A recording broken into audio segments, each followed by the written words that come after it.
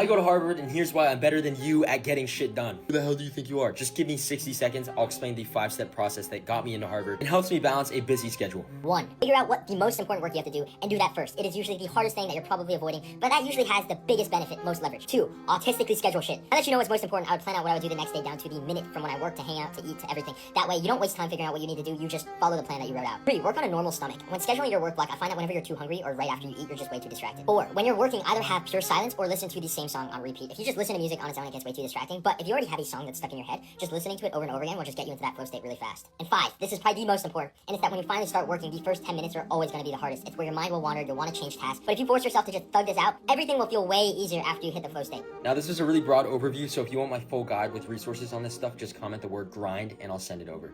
Follow for more. So I actually really like a lot of this advice that he gave. The one thing I would agree with the most is doing the hardest tasks first. It's known as a productivity technique called eat the frog, which basically means, most people will procrastinate on the most difficult task, the one that's the most time consuming, the one that requires the most critical thinking, and they'll just procrastinate till the end of the day, and then eventually they just won't do it, or they do a really bad job at it. Instead, you want to flip that and do the hardest thing first in the day, whether it's in the morning or the beginning of your work schedule or homework schedule, whatever it may be. Because if you knock out the hardest thing first, maybe in that first hour or 2 hours, then everything else, it will just be an easier task, which will feel much easier, and you'll get way more productive benefit of your time by doing that. So that was really good advice that he gave at the beginning there.